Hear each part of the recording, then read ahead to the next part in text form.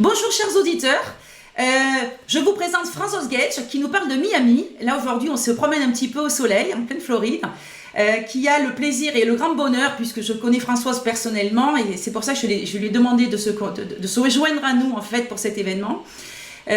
Françoise donc a un don dont elle va vous expliquer tout à l'heure. Mais en tous les cas, je vais maintenant la laisser se présenter, nous expliquer son cursus, sa petite vie qui va bien et le pourquoi du comment elle se retrouve après avoir fait une grande vie, je dirais, sur la métropole. Comment aujourd'hui, elle s'est réadaptée à une vie à Miami avec son talent et sa vision du business.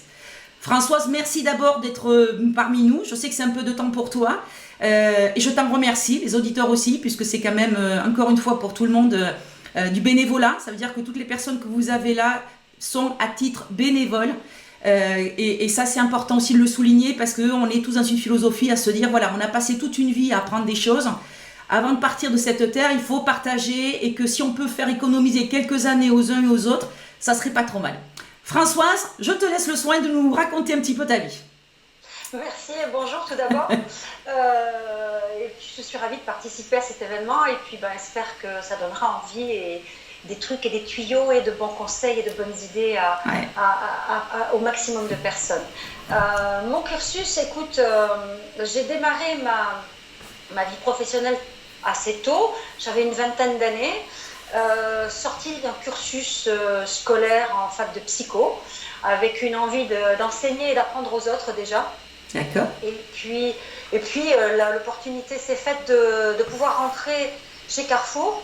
Alors c'est le petit job que tous les étudiants rêvent d'avoir parce que ça permet de gagner les 4 sous qui permettent d'avoir l'essence dans la voiture, de payer son assurance et puis de profiter un petit peu de la vie. Mais pour moi, ça a changé. Ce job a changé le cours de ma vie puisque au bout de quelques mois, dans un job qui n'était pas prévu pour être un job définitif, les responsables qui me suivaient m'ont proposé de devenir cadre chez Carrefour. Donc j'ai démarré au produit frais, au rayon poissonnerie, où j'ai appris une foule de choses sur le produit, mais aussi les clients, les consommateurs qui sont une mine d'or en fait. Et puis voilà, puis quelques mois après, je me suis retrouvée être un apprenti cadre dans ce merveilleux groupe. Je suis passée par le rayon textile ensuite, après un an d'exploitation de la poissonnerie. Donc deux univers totalement différents, oui. Complètement différents. Bien sûr. Et au rayon textile, j'ai eu la grande chance de pouvoir atterrir dans le rayon du bébé, où j'ai en 1988, parce que ça fait quelques années maintenant, commencé à mettre en place des choses qui me passionnaient. Et entre autres, et puis j'avais en fait une certaine vision du marché des évolutions produits. Et j'ai eu la chance en 1988 d'avoir un chef de secteur qui était un homme extraordinaire et qui m'a permis de me lancer dans une grande aventure à laquelle personne ne croyait à l'époque, qui était de mettre en place une opération puériculture. Alors aujourd'hui, ça paraît banal parce que des opérations en puériculture, il y en a 4 fois par an dans tous les magasins de France, mais à l'époque, il n'en existait pas. Et j'ai eu l'audace d'aller voir mon directeur de magasin et de lui dire voilà, je veux faire comme les épiciers et je veux faire une opération puériculture dans l'allée centrale du magasin, qui est une allée centrale business où on fait beaucoup d'argent et donc il ne faut pas se louper. Et donc j'ai eu la chance d'avoir ce chef de secteur, de mettre en place ça, de réussir cette opération, d'en faire une opération nationale Carrefour l'année d'après. Et 2 ans après, c'est devenu une opération nationale dans toute la concurrence, dans toutes les enseignes. Ça m'a valu de pouvoir prendre de la promotion, de partir à Paris au siège France. Je suis devenue chef de produit lingerie de jour, lingerie de nuit. J'ai là travaillé, j'aime bien dire, du champ de coton à la sortie caisse, parce que je suis arrivée aussi dans une époque où les marchés se transformaient. Et j'ai eu cette grande chance de pouvoir découvrir le monde industriel, de pouvoir mettre en place des cahiers des charges produits, de travailler sur la qualité des produits, travailler sur les matières, travailler sur le marketing, la communication, le packaging. J'ai fait une foule de choses, j'ai rencontré des gens merveilleux aussi. Et en 1994 ou 95, on est rentré chez Carrefour dans une massification d'achats importante puisqu'on était en train de racheter un certain nombre d'enseignes en France. Et l'expansion internationale devenait de plus en plus importante. Donc on nous a demandé de rentrer dans un jeu de massification d'achat et d'achat centralisé des magasins vers les centrales d'achat. Et j'ai mis en place pour la lingerie, pareil, audacieusement, j'ai décidé de faire un défilé de mode de lingerie de jour féminin, comme on voit sur les salons. Donc ça a surpris beaucoup de monde, mais je l'ai fait et j'ai multiplié en un an le chiffre d'affaires France par 3. D'accord. Donc des résultats probants qui m'ont valu de partir à l'international, donc de faire une carrière à l'international aussi chez Carrefour. Je suis restée à peu près 17 ans dans ce groupe. À l'international, j'ai géré du marketing groupe, j'ai géré de la stratégie marketing avec des enseignes comme Club Med, Warner, Disney. J'ai fait de l'organisation, j'ai fait de la communication interne. Et mon dernier projet, gros projet, on va dire, à l'intérieur du groupe, a été de mettre en place l'euro pour toute la zone Europe, pour tous les magasins d'Europe. D'accord. Donc en 10 langues différentes, et pour permettre à tous les acheteurs des pays et des magasins de pouvoir passer tranquillement à l'euro sans aucune difficulté, et avec leurs fournisseurs et avec leurs clients. D'accord. Donc un parcours de produits, de communication, de marketing. Ensuite, je me suis consacrée à faire des enfants, à ma vie personnelle, et en même temps à joindre mon mari dans ses développements de projets. Et puis nous titiller depuis pas mal de temps l'envie de construire quelque chose de différent ailleurs. Donc pendant une dizaine d'années, on a réfléchi à bouger, et puis un jour on s'est décidé de dire on part vers les États-Unis pour aller y faire un brin de vie. Voilà. Donc on est arrivé ici il y a à peu près 3 ans sur Miami. On a vu une expérience sur la Californie, qui est un merveilleux endroit aussi. Plus proche est la Floride de l'Europe, décalage horaire plus tranquille, on va dire. Et ici, nous sommes arrivés avec des choses totalement différentes, parce qu'on ne se transpose pas d'un pays à l'autre, malgré tout, en tant qu'autodidacte avec toutes ses compétences. Donc on a fait le choix, pour arriver ici, d'acheter un restaurant de frozen yogurt. Le frozen yogurt est un énorme marché de consommation ici aux États-Unis. On a démarré sur ce marché-là en se disant, gros marché, oui, nous sommes une goutte d'eau dans l'océan, il faut qu'on y apporte une touche plus qualitative que ce qui peut se produire ici, parce que les Américains sont de très très gros consommateurs d'alimentation, mais de l'alimentation ready to eat, préparée, prête à consommer, ne sont pas très sensibles à la méthode de la cuisine par soi-même. Et donc on s'est dit, on va essayer d'apporter dans cette consommation de prêt à manger quelque chose de français au travers de la qualité des produits et du fait maison. Et donc je me suis mise à créer des produits, des glaces à base de produits frais. Et petit à petit, en fait, la sauce a pris très très vite, puisque ça fait 3 ans qu'on est là, et en 3 ans, on a été primé de 3 awards. On a été primé la première année comme meilleur restaurant de desserts glacés dans Miami. La deuxième année, nous avons reçu beaucoup d'Asiatiques ici sur Miami, et nous avons eu l'agréable surprise d'être primés parmi 8000 restaurants dans le monde par un site touristique qui s'appelle lionor.org, qui est l'équivalent du TripAdvisor ici sur la zone ouest du monde. D'accord. Et qui s'occupe de prendre en charge tous les touristes asiatiques. Et donc on a reçu cet award qui, pour notre authenticité, notre qualité de produit, notre savoir-faire et notre qualité de bien recevoir. Ça, c'est important aussi, la qualité du bien recevoir. Tout à fait. Donc j'ai continué à développer des glaces à base de bons produits, mais aussi développer des goûts réels qui sont prisés par et les enfants et les adultes. Bon, si on parle de produits, des glaces au Nutella, des glaces avec une vraie pistache sicilienne, ou des glaces avec notre vrai spéculoos belge. Donc voilà, ce sont des produits qui se sont développés très très rapidement. Et puis j'ai apporté les crêpes françaises en sucré, en salé, fait sur la base de la recette de ma grand-mère. Donc c'est une très très vieille recette familiale que j'ai dû adapter ici parce que l'eau, les farines, quelques ingrédients ne sont pas identiques à ceux de la France. Donc on se doit d'adapter tout ça pour obtenir les mêmes goûts, les mêmes saveurs. La sauce a pris de la même façon. Donc tout ça monte très rapidement. Donc les gens nous disent vous êtes sympa, vous faites des bons produits, on vous reconnaît sur le marché, puisque là, 2 ans de suite, on prend 2 awards, et on décide de poursuivre, de continuer, de se dire pourquoi pas maintenant commencer à communiquer sur la chose et peut-être développer notre réseau en franchise, ou en tout cas déjà de démarrer pour ouvrir un 2e magasin. Donc on a ouvert un 2e magasin qui a 1 an d'existence maintenant. Qui s'appelle, alors le premier magasin s'appelle Yuzu. On est situé dans la zone de Brickell, qui est la zone d'affaires et d'habitation, dans Brickell à Miami. Ouais. Et nous avons ouvert ce 2e magasin sur South Miami, et le concept est un petit peu différent. On l'a voulu avec une French touch un petit peu plus marquée. Donc le magasin s'appelle Gourmandine. On a une ambiance qui est plus cosy que dans le premier magasin, et on y fait toutes nos saveurs de frozen yogourt, de gelato et de sorbet. On y fait nos crêpes salées, on y fait nos crêpes sucrées, on y fait des gaufres maison.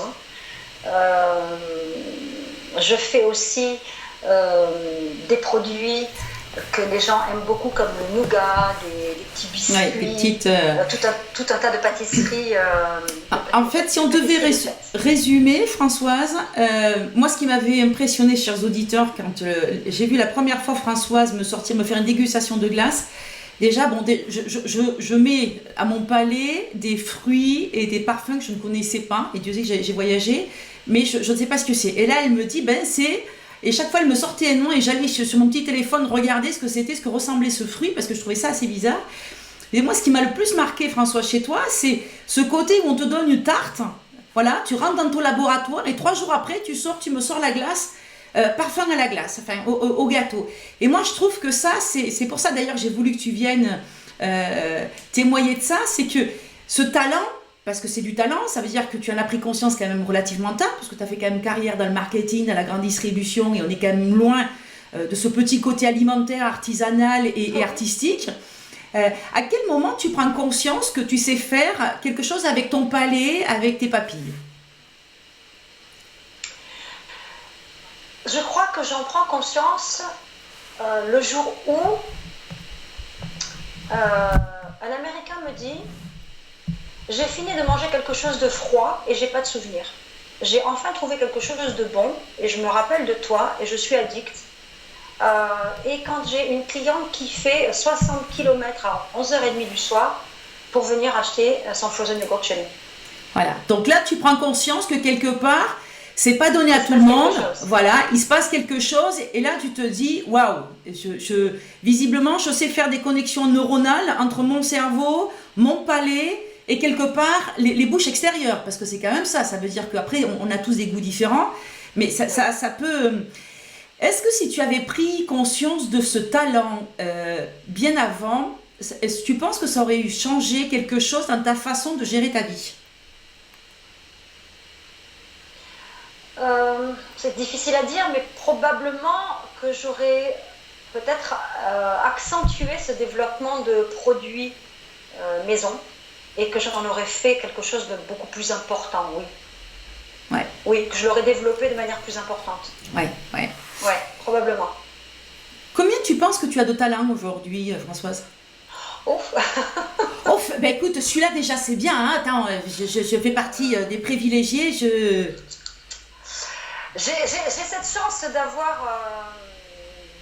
de savoir anticiper l'évolution de certains marchés, ou en tout cas dès que je m'intéresse à un marché quelconque, j'arrive à avoir une analyse générale, globale, qui me permet aussi de voir quand les virages vont être à prendre. Donc ça, je pense que je ne sais pas si c'est un talent ou une qualité, et j'arrive à observer très rapidement tout ce qui se passe sur le marché, et à avoir la sensibilité des consommateurs sur ce marché. Alors après, tout ça reste à adapter parce que les marchés sont énormes, mais dans ces marchés énormes, les clients bien qu'ayant une trame commune, ont tous des spécificités particulières. Et je crois que ce qu'on pourrait donner comme conseil à quelqu'un qui cherche un talent, c'est de savoir s'adapter localement dans un business qui peut être sur 8000 km de côte, quoi. D'accord. Mais se dire, voilà, ce business-là, il est présent partout aux États-Unis, mais localement, je sais m'adapter pour pouvoir mieux y réussir. Je pense que c'est peut-être un talent, savoir percevoir et s'adapter à un marché local. Donc, si je résume, le premier talent, parce que là aujourd'hui on parle du second, là, à ce moment, le premier talent, t'en prends conscience, t'as plus de 40 ans, 45 ans, t'as quel âge? Ah ouais. Ouais. On en prend tard conscience, hein, la conscience on en prend tard.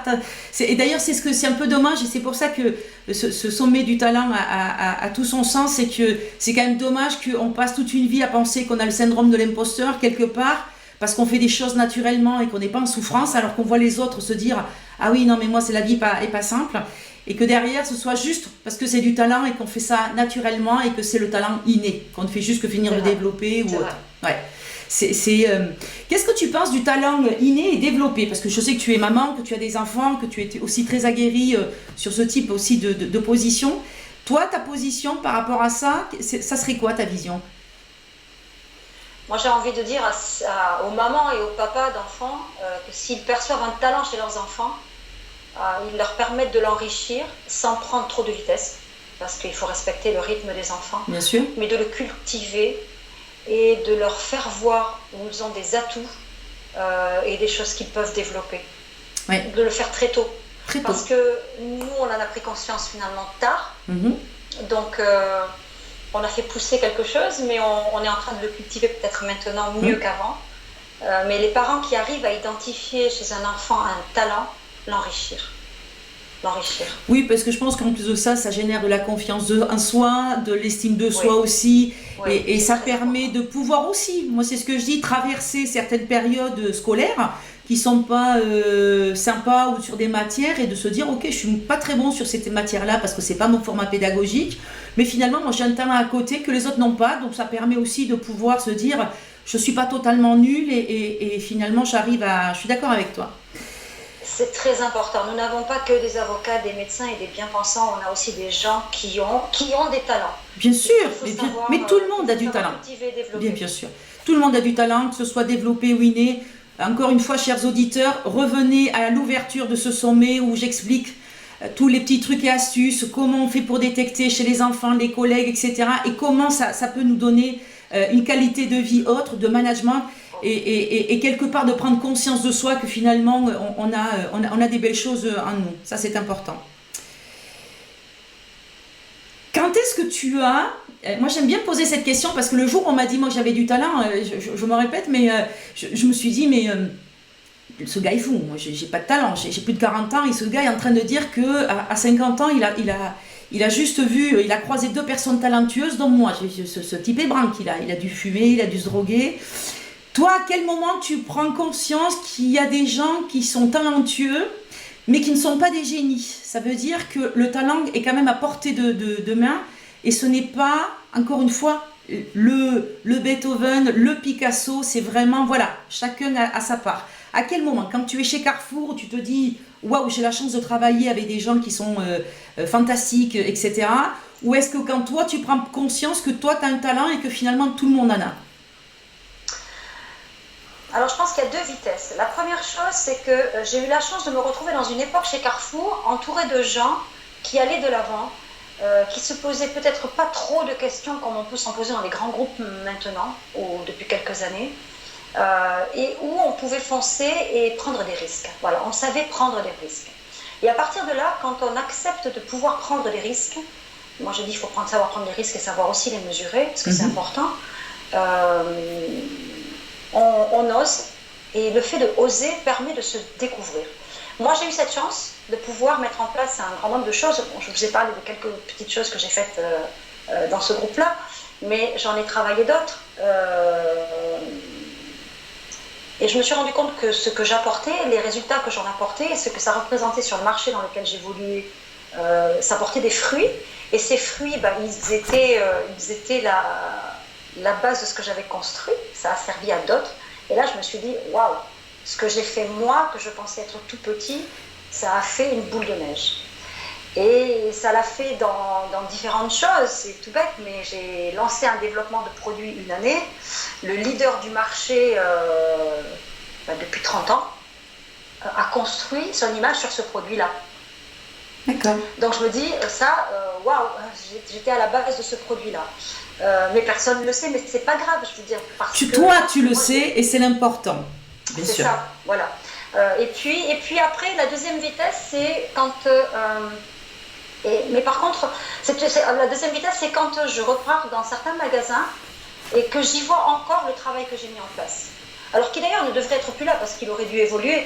Mais ce que j'ai fait n'est pas une trace, c'est un existant encore en magasin. D'accord, donc du coup, tu as cette satisfaction quand tu vas là-bas de dire ce que j'ai fait, c'était pas totalement éphémère, ça, même si ça l'est, je veux dire, ça peut être très intéressant aussi que ce soit éphémère, mais c'est dans du durable et ça reste. Donc oui, ce que j'ai fait, c'est dans du durable, ça fait plus de 15 ans que les choses sont en place. Elles ne sont pas désuètes, elles méritent d'être évoluées, mais ne sont pas désuètes. Donc voilà, c'était certainement peut-être un talent. Alors pour toi, quelle serait la différence entre qualité, compétence et talent? Ta vision, c'est quoi? Alors je pense que la qualité, pour moi, c'est quelque chose que l'on a en soi, parce qu'on a tous des fonctionnements différents, mais quand on a une recherche de qualité, ça veut dire qu'on a une recherche d'un vouloir bien faire, et que pour ça, on va s'aiguiser, on va apprendre, on va essayer, et on va acquérir de compétences pour pouvoir réussir à obtenir cet objectif de qualité. Le talent, eh bien oui, le talent inné ou acquis va participer à aiguiser des compétences et à donner ce résultat de qualité. On est OK. Je pense que ce sont trois choses qui sont très intrinsèques et très combinables. Alors ça nous permet de rebondir sur le côté pro. Tu as des collaborateurs, puisque tu as quand même pas mal d'employés dans tes boutiques à Miami. Quel est le talent, ou quels sont les talents que tu penses avoir besoin, ou est-ce que tu prends...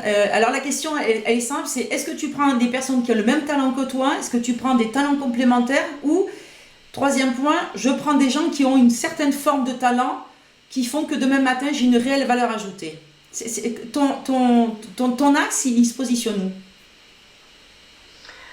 Alors mon axe, il se positionne pas tant sur, ça va être peut-être étonnant, mais pas tant sur le talent que je cherche chez les autres, ouais, mais sur leur qualité d'un vouloir et d'un savoir bien faire. Alors d'abord, je me base sur la qualité d'un vouloir bien faire et j'apporte ma touche du savoir bien faire. D'accord. Donc quelque part, si je fais une lecture de tes propos, tu vas aller gratter un petit peu, voir que ce gars-là a un petit talent un peu caché dont il n'a pas conscience pour pouvoir être un bon potentiel pour toi. Tu vas le faire monter en compétence pour que derrière, il puisse avoir un vrai talent qui va te servir. Est-ce que si je dis ça... Absolument. Voilà. On est... Je veux dire, après, oui, si... Oui, c'est tout à fait juste. Si une de ces personnes se révèle pouvoir avoir une graine de talent un peu plus poussée, un peu plus aiguisée, oui, le mettre en exergue, absolument. D'accord, très bien. Si tu devais expliquer à tes enfants, demain matin avec des mots simples, pour certains ils sont quand même relativement jeunes, ce qui est le talent, tu le verbaliserais comment ?